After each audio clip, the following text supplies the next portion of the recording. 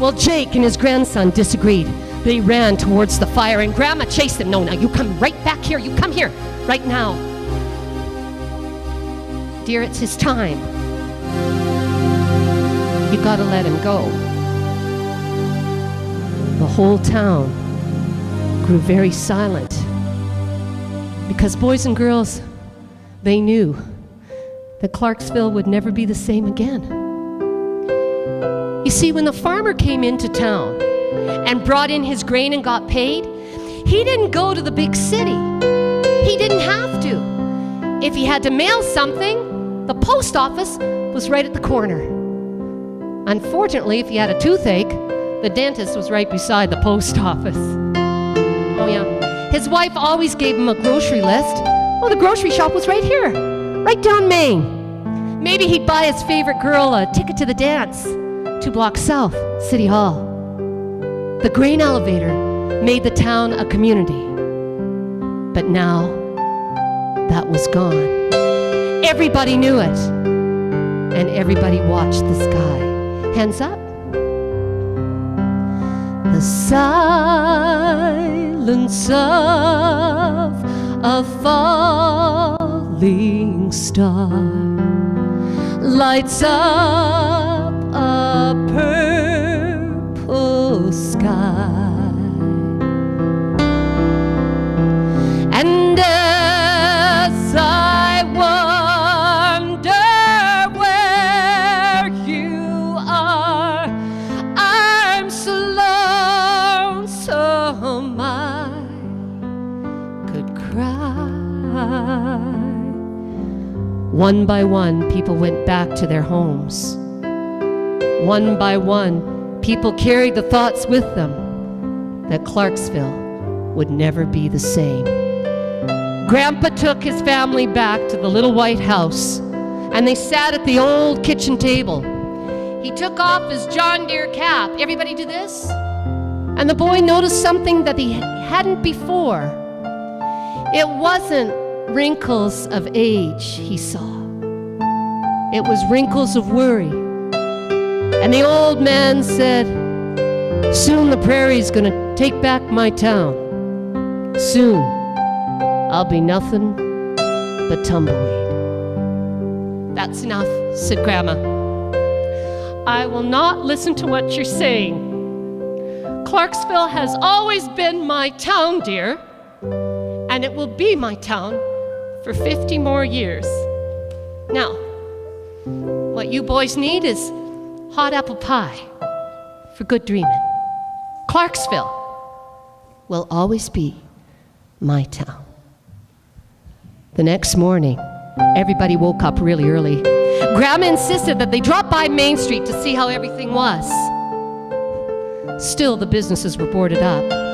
But that place where the grain elevator used to be, get your hands ready, was now just big, blue prairie sky. And Grandma said, "Look at that. The sky just got bigger."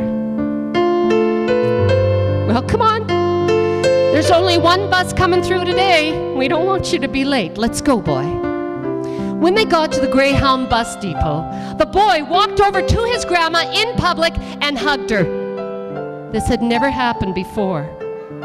And her eyes filled with tears, and her cheeks turned red. And she touched his shoulder and she said, "Dear, I will never embarrass you." "You couldn't, Grandma," said the boy. He walked over to his grandfather and he said, "Grandpa, why don't we rebuild the grain elevator? Why don't they do that so kids like me will remember?" And Grandpa said, "Nah, they won't. They'll make something of concrete and steel and put it out by the highway. They won't be rebuilding that grain elevator." "But Grandpa, I want to remember." "Well, you will. You got the prairie in your bones." The boy smiled. And he got into that Greyhound bus. And he looked at 2 of his favorite people, hands up, disappear into that big blue prairie sky. And soon he was dreaming again of dusty prairie roads and grain elevators, prairie castles, prairie sentinels in the distance. He woke up to Calgary, and when he got off the bus, he noticed something drop out of his pocket. He reached inside, and he pulled from it a handful of grain. He looked up through the skyscrapers and saw a small ribbon of blue. And he said, "I won't forget, Grandpa. I promise." And you know something? He never did. The end.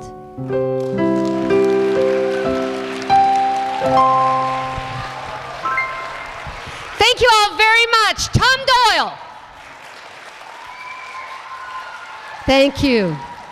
Thanks, boys and girls. Now, I know you've been sitting a very, very long time, so I'm not going to hold you up very much, okay?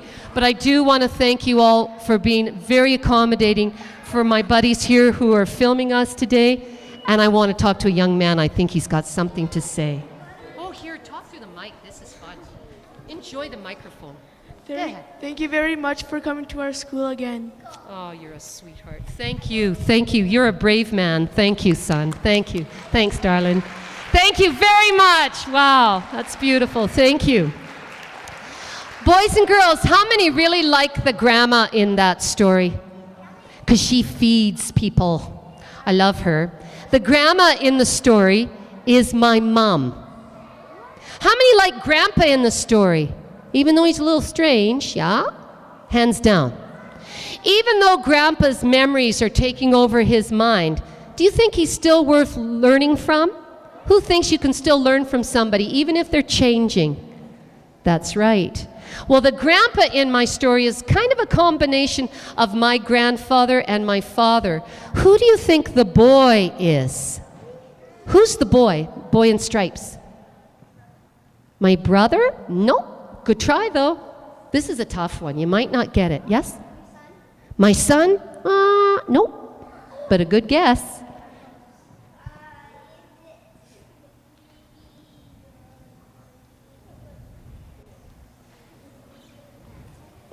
Maybe.